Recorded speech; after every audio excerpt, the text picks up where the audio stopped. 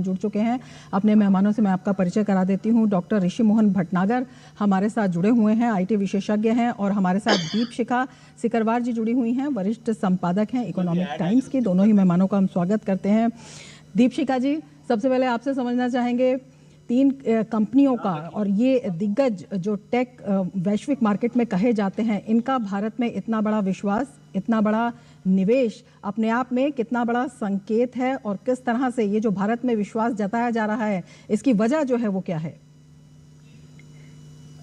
रमा, देखिए, सरकार की तरफ से हम देख रहे हैं कि कुछ समय से एक बहुत ही फोकस तौर पे एक नीतिगत एक ढांचा तैयार किया गया है जो विदेशी निवेशकों को, विदेशी निवेश को किस तरह देश में आकर्षित कर सके और यहाँ पर निवेश हो, यहाँ पर जॉब्स क्रिएट हो, इस पर सारा एम्फोसिस है। तो ये हमने देखा कि सेमीकंडक्टर एक मिशन जो है उसकी घोषणा की गई थी, बहुत बड़ा मिशन है। भारत में इलेक्ट्रॉनिक मैन्युफैक्चरिंग पर PLI स्कीम्स लाए गए थे। तो भारत में डेटा सेंटर्स के लिए बहुत सारे पिछले बजट में भी, टैक्स में भी एक फ्रेमवर्क लाया गया है। तो सरकार की तरफ से लगातार एक जो है इनिशिएटिव लिया जा रहा है कि भारत जो है ग्लोबल सप्लाई चेन जो है उसका कैसे हिस्सा बने, मैन्युफैक्चरिंग में भी और सर्विसेज में भी हम और आगे किस तरह से बढ़ सकते हैं।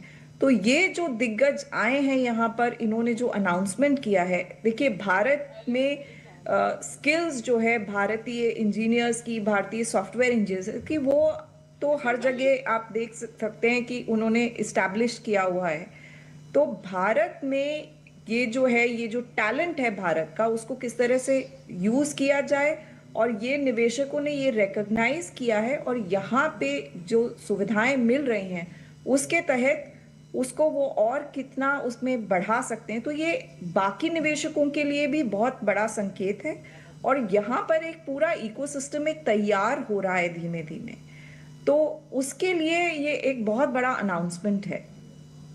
बिल्कुल। ऋषि मोहन जी, आपसे जानना चाहेंगे किस तरह से जब हम बात करते हैं प्रौद्योगिकी की, नवाचार की, और इसमें चाहे क्लाउड हो, विशेषकर आर्टिफिशियल इंटेलिजेंस की जो बात है वो लगातार चल रही है, इंफ्रास्ट्रक्चर है, स्किलिंग है, और इस दिशा में जो लगातार ऑपरेशंस चल रहे हैं उनको अब कैसे गति मिलेगी? देखिए, एक कुछ डेटा देना चाहता हूँ। पहला चीज जी, कि इंडिया जो है वर्ल्ड का 20% का डेटा प्रोड्यूस करता है, मगर हमारे पास only 3% of the total data centres हैं। ठीक है, इस प्रकार privacy laws, data privacy laws आ रहे हैं। इसका मतलब यह है कि हमें और नए डेटा सेंटर्स क्रिएट करने पड़ेंगे। तो वाइल गवर्नमेंट ने ease of doing business, patent के लॉज, पॉलिसी की clarity, further investments, production line incentive scheme, ये सब कुछ किया, और साइमल्टेनियसली जैसे मैडम ने भी कहा कि स्किल्ड रिसोर्सेज हमारे यहाँ अवेलेबल हैं। मैं एक और जो नई चीज़ हुई वो ये कि हमारे यहाँ रिक्वायरमेंट जो है तो हम 20% डेटा जनरेट कर रहे हैं, और 3% डेटा सेंटर हैं हमारे पास। और फ्यूचर में जब हमारा डेटा प्रोटेक्शन लॉज वगैरह आएंगे तो इंडिया के अंदर हमारा डेटा रहे, इसकी भी जरूरत है। तो इन सभी ऑर्गेनाइजेशंस को इंडिया में डेटा सेंटर्स क्रिएट करने की भी जरूरत पड़ेगी। तो स्किल के साथ साथ जो इंफ्रास्ट्रक्चर रिक्वायरमेंट इंडिया की रिक्वायर्ड हैं वो भी इन्हें प्रोड्यूस करने के लिए जरूरत है। दूसरा, हम सब लोग ये जानते हैं कि इस समय ग्लोबली इमिग्रेशन के ऊपर इम्पैक्ट किया जा रहा है, चाहे वो यूनाइटेड स्टेट्स हो, चाहे बाकी अदर कंट्रीज हो।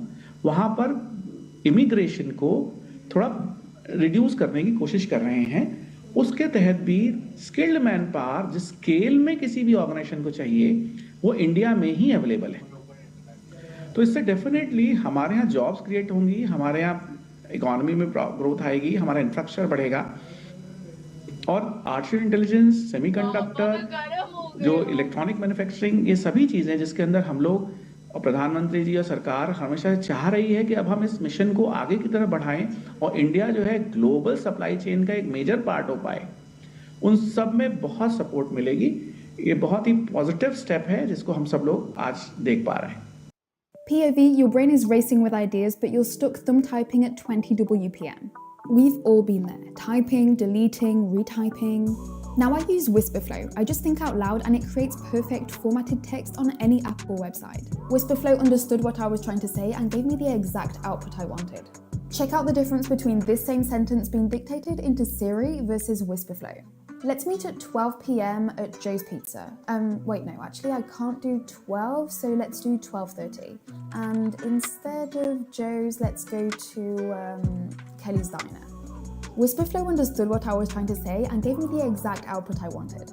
For longer texts like this email, they even formats it professionally so it's ready to go with no editing. So much faster than typing. Whether you're writing in Gmail, ChatGPT, iMessage, WhatsApp, Slack, Cursor, or anywhere else, break free from your keyboard. Do you know how much time you'll save if you quadruple your typing speed? Try Whisperflow for free on desktop and mobile.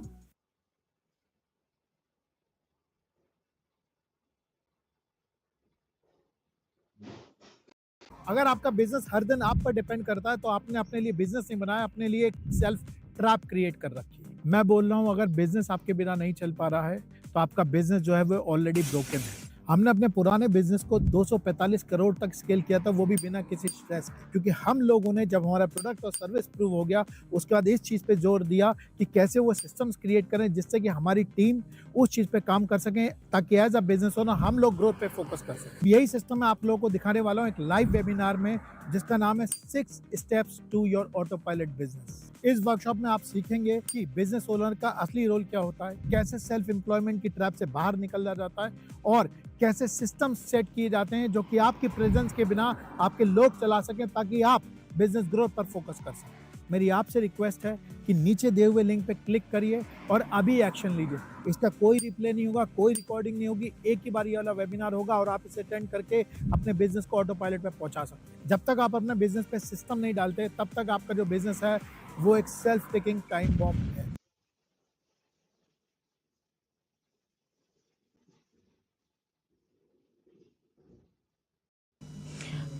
बिल्कुल दीपशिखा जी, जब हम बात करते हैं कि भारत अब सिर्फ एक कंज्यूमर मार्केट नहीं है बल्कि टेक मैन्युफैक्चरिंग हब के रूप में जो है ग्लोबली सामने आ रहा है, तो इसका किस तरह से फ़ायदा देश को मिलता दिखाई देता है और किस तरह से जब एक वैश्विक पहचान की बात करते हैं और जिस तरह का वैश्विक घटनाक्रम है उसमें ये कितना महत्वपूर्ण हो जाता है?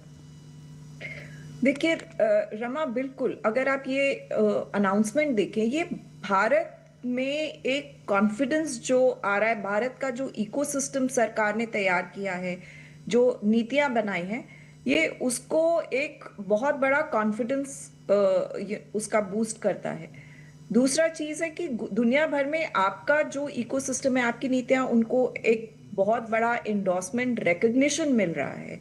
और सरकार की तरफ से जो सेमीकंडक्टर मैन्युफैक्चरिंग, हम देख रहे हैं बहुत समय से इसके ऊपर काम चल रहा है कि भारत किस तरह से ग्लोबल सप्लाई चेन जो है उसका कैसे हिस्सा बन सके, यहाँ पर उत्पादन को, मैन्युफैक्चरिंग की क्षमता को कितना कैसे बढ़ाया जा सके ताकि हमारी आयात पर निर्भरता कम हो।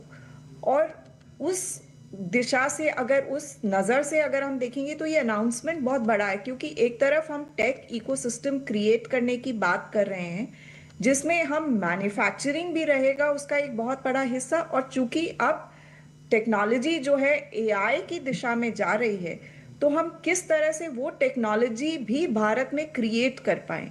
अगर हम देखें कि कुछ समय पहले तक ये कहा जाता था कि हमारे यहाँ जो है सिर्फ आउटसोर्सिंग होती है, बहुत मतलब लो लेवल होती है, हाई टेक नहीं हम करते हैं, तो ये उस दिशा में उठते हुए कदम है कि हम हाईटेक भी जा रहे हैं। इतना बड़ा निवेश अगर एक बड़ी कंपनी सॉफ्टवेयर की कर रही है तो ये हम अगले उस लेवल, उस चरण में हम प्रवेश कर रहे हैं उस पूरे इकोसिस्टम के। बिल्कुल, जो नए कदम हैं और जो नई संभावनाएं हैं उनके द्वार भी खोल रहे हैं। ऋषि मोहन जी, आपसे समझना चाहेंगे, जिस तरह कॉग्निजेंट की हम बात करते हैं, उनके सीईओ ने जो ट्वीट किया उसमें कहा कि युवाओं का जो स्किलिंग है उसको तो विस्तार दिया ही जाएगा, जो उभरते हुए शहर हैं उनमें भी विशेष तौर पर फोकस किया जाएगा, विशेषकर टियर 2 और टियर 3 शहरों के हम विस्तार की बात करते हैं, तो ये अपने आप में कितना महत्वपूर्ण रहेगा? देखिए, जब से मतलब एक एग्जांपल दूंगा, कोविड के दौरान बहुत से लोग वर्क फ्रॉम होम करने लगे और गांव से, छोटे शहरों से कनेक्टिविटी होने की वजह से जो भारत नेट प्रोजेक्ट चला था हिंदुस्तान में, जहां हर एक गांव में हर एक लेवल पे कनेक्टिविटी आई, कोविड के दौरान जब इमिग्रेशन रूरल एरिया में बढ़ गई तो डेटा कंजम्पशन रूरल एरिया में बढ़ चुका था अर्बन से। ये एक फैक्ट है जिसके हिसाब से ये पता चला कि आज के टाइम में कनेक्टिविटी और नेटवर्क अवेलेबिलिटी सब जगह पे है। तो पहले जो बैंगलोर, दिल्ली, बॉम्बे, मद्रास, इन सब जगहों पे, चेन्नई, इन सब जगहों पे हमें सेंटर खोलने पड़ते थे, हैदराबाद, आज हम टियर 2, टियर 3, टियर 4 लेवल पे भी जा सकते हैं, वर्क फ्रॉम होम करा सकते हैं, छोटे छोटे सेंटर्स में भी करा पाएंगे। इससे जो immigration from rural to urban area है वो भी रुकेगी, छोटी सिटीज के अंदर भी फैसिलिटीज बढ़ेंगी। और मेरे को लगता है कि ये एक बहुत ही बढ़िया स्टेप है। पहले इंडियन कंपनीज ने अपने टियर 2, टियर 3 सेंटर्स खोलने शुरू किए। आपको ध्यान होगा कि पहले जो था सब बैंगलोर, दिल्ली, मुंबई में ही और चेन्नई और हैदराबाद में सेंटर्स होते थे। फिर उसके बाद नागपुर, कोयम्बटूर, भुवनेश्वर, चंडीगढ़ इस लेवल पे आए। अब उससे नेक्स्ट लेवल पे जाएंगे। जो एस्पिरेशनल इंडिया है विद इंफ्रास्ट्रक्चर अवेलेबिलिटी, उनको जॉब भी वहीं मिल पाएगी। ये एक बहुत बड़ा स्टेप है। मुझे लगता है कि टोटल इकोनॉमी पे, हिंदुस्तान की पे बहुत पॉजिटिव इम्पैक्ट करेगा, क्योंकि लोगों को नौकरी के लिए अब छोटी जगहों से, छोटे शहरों से दिल्ली या बॉम्बे नहीं आना पड़ेगा।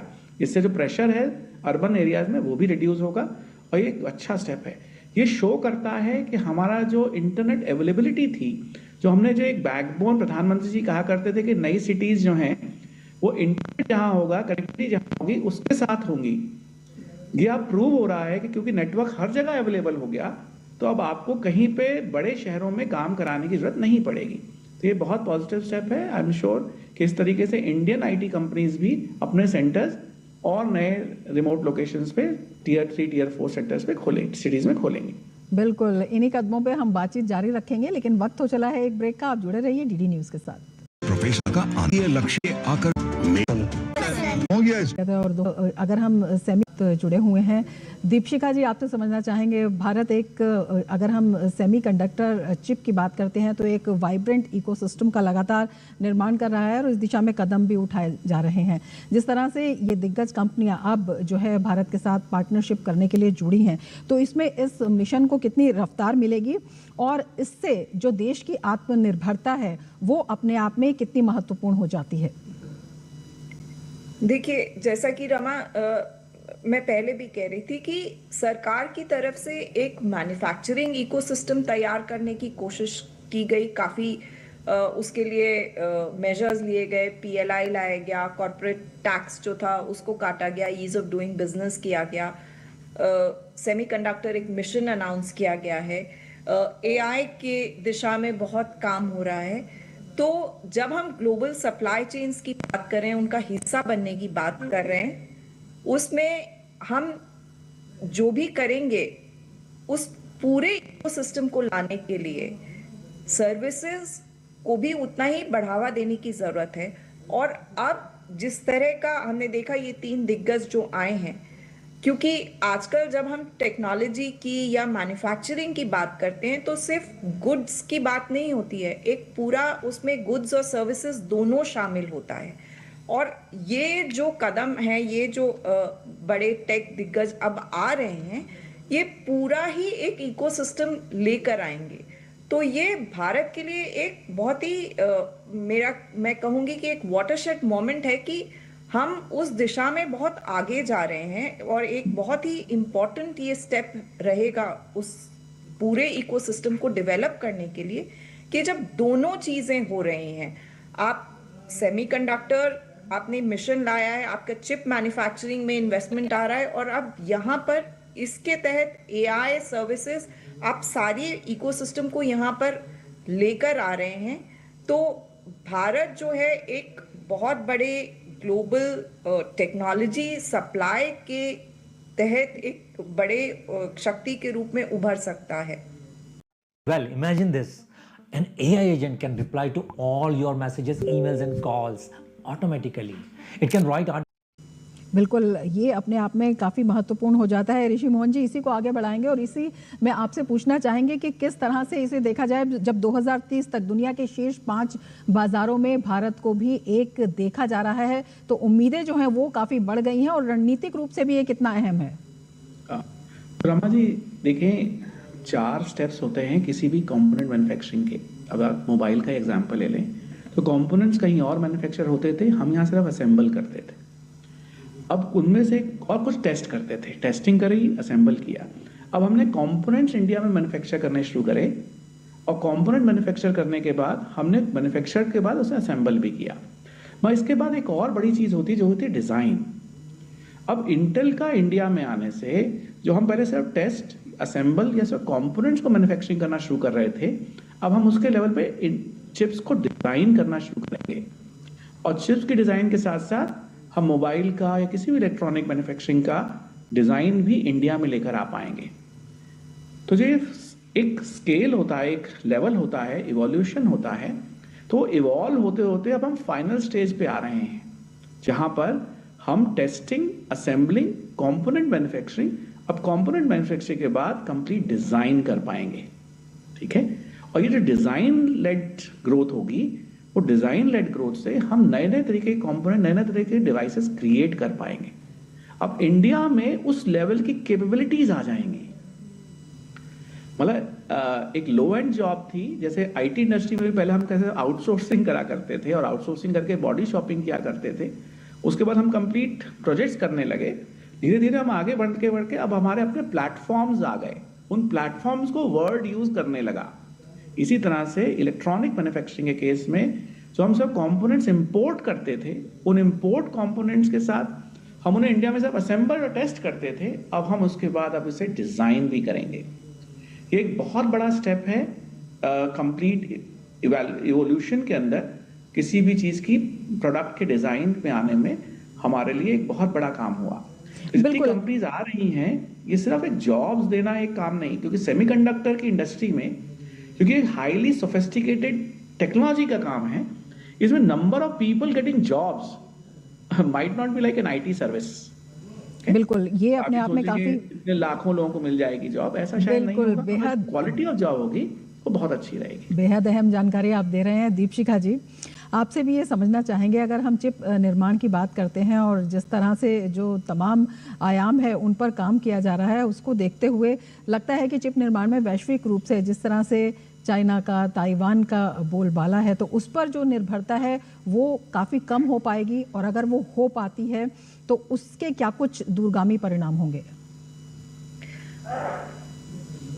बिल्कुल, देखिए, कोशिश सरकार की ये है कि हमारी निर्भरता जो है आयात पर कम हो और हम आत्मनिर्भर बने, और उसी दिशा में सरकार जो है वे अलग अलग जो है योजनाएं लेकर आई है कि किस तरह से यहाँ पर इलेक्ट्रॉनिक मैन्युफैक्चरिंग में, डिज़ाइन में एक पूरा ही जो है उनको पूरा फ्रेमवर्क दिया जा सके इंसेंटिव्स के साथ। उसके अलावा इंफ्रास्ट्रक्चर उस तरह का क्रिएट किया गया। देखिए, धोलेरा में हो रहा है, जहाँ पर कि इंडस्ट्रियल कॉरिडोर है, वहाँ पर बहुत सारी सुविधाएं मुहैया कराई जा रही हैं। तो सारी कंपनीज को, जो बड़े बड़े इस क्षेत्र की कंपनीज हैं, चाहे चिप में, चाहे सॉफ्टवेयर में, हार्डवेयर हो या सॉफ्टवेयर हो, दोनों को यहाँ लेकर के आया जाए ताकि हम एक बहुत बड़े सप्लायर के रूप में विश्व में उभर सके। हम आत्मनिर्भर ही ना सिर्फ बने अपने लिए, बल्कि विश्व को सप्लाई करने के लिए। तो चाहे हार्डवेयर हो या सॉफ्टवेयर हो, दोनों की दिशा में हम काम कर रहे हैं। और ये जो अनाउंसमेंट है, ये एक ये बहुत बड़ा सिग्नल है उस दिशा में कि हमारे यहाँ वो इकोसिस्टम धीमे धीमे तैयार हो रहा है। बिल्कुल। ऋषि मोहन जी, जिस तरह से ओवरऑल ग्रोथ की बात हो रही है और आप भी बता रहे थे कि अभी तक जो कंपोनेंट्स थे, अब डिज़ाइनिंग की बात भी हो रही है, तो कहा जा सकता है कि ये जो निवेश हैं, ये जो इन्वेस्टमेंट है और ये जो पार्टनरशिप है, ये भारत का जो स्टार्टअप इकोसिस्टम है उसको नए यूनिकॉर्न दे सकता है, और जिसमें जो डीप टेक है वो भी शामिल होगा, और जो डीप क्वांटम है उसमें भी हम आगे बढ़ते हुए नजर आएंगे। हाँ रमा जी, एक पॉइंट पहले मैं और ऐड कर देना चाहता हूँ, उसके बाद मैं आपको इसका भी आंसर दूंगा। तो ऐसा जो ग्लोबल सप्लाई चेन है जी, तो चाइना और Taiwan 85% of the global components, electronic components को मैन्युफैक्चर करते हैं और पूरा पूरा वर्ल्ड उन पे डिपेंडेंट है। जो इस समय वहाँ की जो सिचुएशन है, जो कि एक थोड़ी सी फ्लूइड है और लोग बाग समझ रहे हैं कि वहाँ पर कुछ प्रॉब्लम हो सकती है, उसका मतलब ये है कि चाइना और ताइवान के ऊपर डिपेंडेंसी को रिड्यूस करना वर्ल्ड के लिए भी जरूरी था। ठीक है, ये प्रॉब्लम कोविड में भी देखी गई और अब इस समय जो वैश्विक सिचुएशन है उसमें भी देखी जा रही है। तो इसलिए सारे के सारे वर्ल्ड को, यूरोप को, यूएस को, जापान को अपने लिए ऑल्टरनेटिव लोकेशंस ढूंढनी जरूरी थी सप्लाई चेन को मैनेज करने के लिए। और प्रधानमंत्री जी की अध्यक्षता में हमारे देश ने एक alternative with complete policy clarity, with long term vision, support देते हुए मैन्युफैक्चरर्स को वो प्रोवाइड कराया।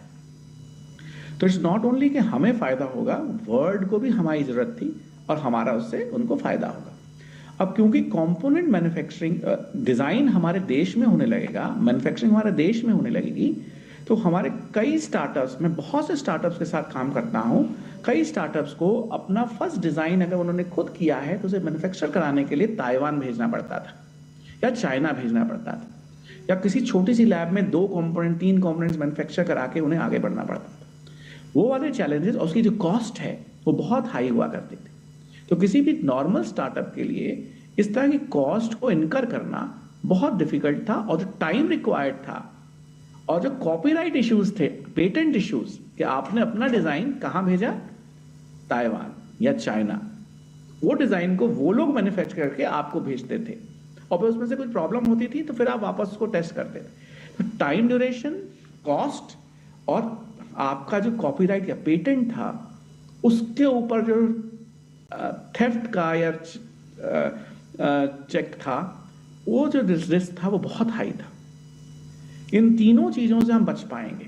एक, हमारे जो डिजाइन्स होंगे उसकी जो पेटेंट है, उसका जो कॉपीराइट है, उसके थेफ्ट के रिस्क से हम रिड्यूस हो जाएंगे, टाइम ड्यूरेशन रिड्यूस हो जाएगी और जो कॉस्ट है वो तीनों रिड्यूस होंगी। तो हमारे स्टार्टअप इकोसिस्टम के लिए एक मेजर बूस्ट होगा क्योंकि हम लोग अब इंडिया में ही ये सब काम कर पाएंगे।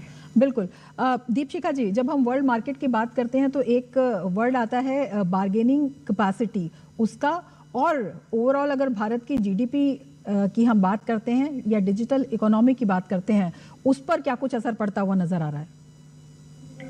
देखिए, भारत जो है, हम जब बार्गेनिंग चिप की बात करते हैं, क्या हम उस पोजीशन में हैं?